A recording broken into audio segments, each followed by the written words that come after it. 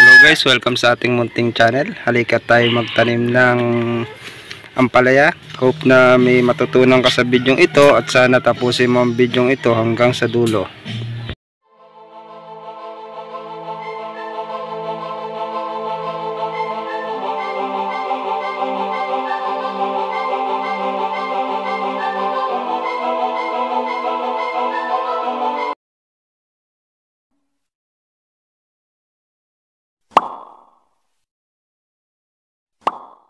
Hello guys, welcome sa ating munting channel.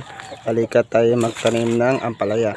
So guys, yung ampalaya natin is indirect planting o bali pinunla po muna natin bago natin siya i-direct planting kasi kadalasan kasi sa problema sa ampalaya natin is nagkakaroon ng root rot o fungi disease. Bali itong lupa natin is merong acidity or masyado siyang ma-acid kaya napapamaya ng fungi. Kaya sa susunod nating step is lalagyan natin to ng fungicide o bubusan natin to ng fungicide pagkatapos natin magtanim ng ampalaya.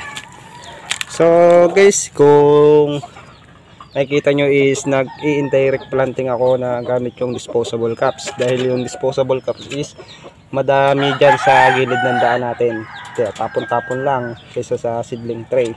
Libre lang itong disposable cups, mamulot lang kayo dyan sa tabi-tabi, meron yan. So guys, ang gagawin natin guys is transfer plant na natin to. Saka nga pala guys, meron pala akong video na i-upload na rin sa YouTube. Bali i-upload ko na ngayon or mga next week yung ginamit ko na unhatched egg or bugok na itlog na nilagay ko dito. Medyo successful naman yung naging resulta niya at hindi naman siya naging mabaho nung nilagay ko dito sa ano. Bali pinahamahayan pa nga siya ng mga microorganism tulad ng mga wiggle worm o bulate at saka mga kung ano namang bagay. Kaya nakikita nyo itong ating lupa, merong mga crushed eggshell. Bali ilalagay ko na lang sa description box yung link nun at pwedeng tignan nyo na lang sa ating video na magpo-pop up sa screen natin yung icon. Pali lang dun yung ating description ko tungkol sa pagbaon ng unhatched ay bugok na itlog sa lupa bilang pataba. So guys, simulan na natin. So tulad pa rin ng dati, kung napanood nyo yung paano magtanim ng kalabasa part 1 is doon din talaga ako doon pa rin talaga ako nag-indirect planting sa disposable cups. Bali lalagay ko na lang din dito sa description box. Saka tignan nyo na rin din sa ating sa taas ng ating screen na may magpa-pop up na icon dyan. Ilalagay ko na lang din doon. So guys, yan, bali lilipat na natin itong ating ampalaya. Direct planting tayo ng ampalaya. Yan. Yan. Yan, kung nakikita nyo guys is maganda yung hubog ng ating disposable cups kaya hindi masyadong na-stress yung ating ugat ng ating ampalaya. Lagay na natin. So, yan guys. Yan, nakabaw na siya guys. Tapos na. Joke lang guys. So ang second step naman natin is didiligan natin siya ng fungicide yung ating halaman o ating lupa kasi masyadong mataas yung acidity level nitong lupa natin yung pH. So yung level nito kaya hindi gaano nabubuhay yung mga halaman. Yan guys. So kuha na tayo ng kunin natin yung ating substance na ilalagay natin dito. So guys, yung sunod nating step dito guys is haluin na natin yung ating fungicide. So guys, kung nakikita nyo is bumili ako online sa Shopee ng Pat Daddy PH. Bali hindi po ako hindi ko po in-sponsor yung Pat Daddy PH.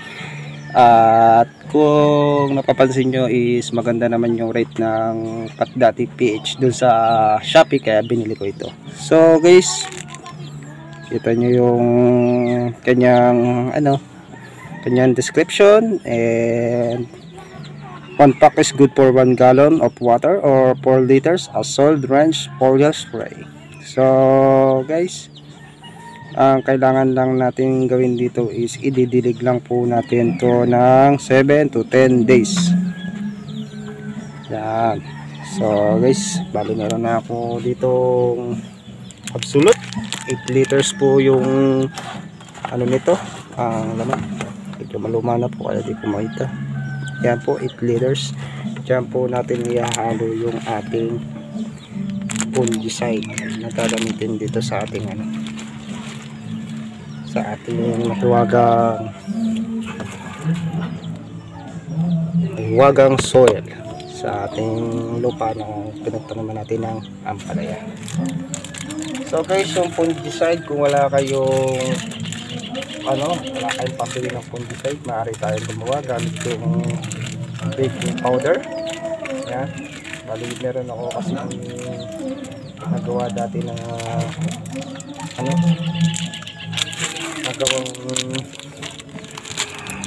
gawang tawag dito, alimutan ko na, nagawang fungicide gamit yung baking powder at hindi ko lang i-upload sa YouTube. So guys, yan, lalagyan na natin siya. Yan.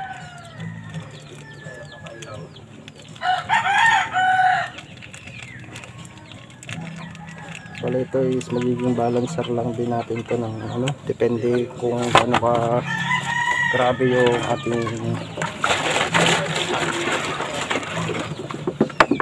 ano, yung mga nang natin sa taris na hirap maghalo guys. Bali, ito is ating balancer lang ito sa ating pH level, soil pH level, kasi yung pH level ng lupa natin dito sa ating tinaniman ng ubas dati is masyado nang mataas, kaya siguro namatay yung ubas ko doon. Dahil na rin sa kakatukan ng manok, marami kasing manok sa akin.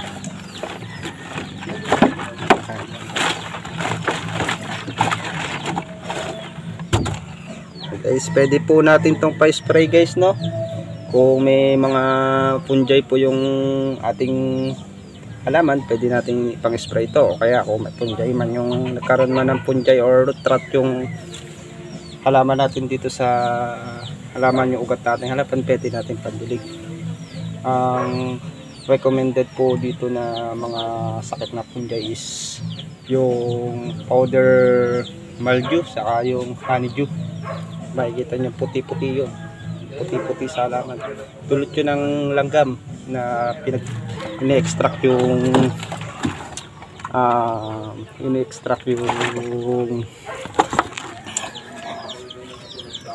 yung katas ng halaman, kinakagat nila, tapos ngayon papamahayan sila ng aphids, kaya yun, kakaroon ng mga puti-puti.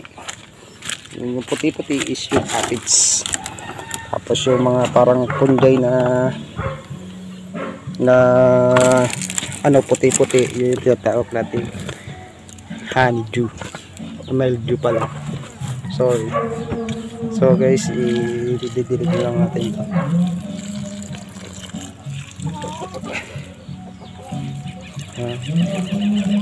At o nga pala guys, bali ano ko lang din guys yung paano magtanim na mga sakit na dumapo sa sili. Nandun yung mga definition ng mildew, saka yung honeydew, saka yung mga sakit na dumapo sa lemon, na ilalagay ko lang din sa description box, sa makikita nyo rin sa icon.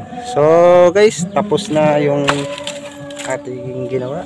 Bali gagawin ko na lang to ng part 2 para siguro as in reference na rin din sa inyo kung tagumpay ba talaga yung ginawa natin.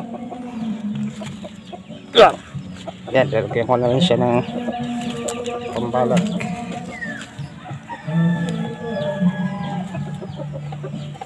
So, nag-invade sila ng aking mahiwagang watermelon, kaya inilipat ko na siya. So guys, hanggang dito na lang ako. Hope na may natutunan ka sa video ito. like and subscribe na lang sa aking channel. At follow na lang din sa aking Facebook page dahil doon nag-upload ako ng mga picture, videos and photos na hindi natin na-upload sa YouTube. So guys, see you in part 2 and happy planting guys.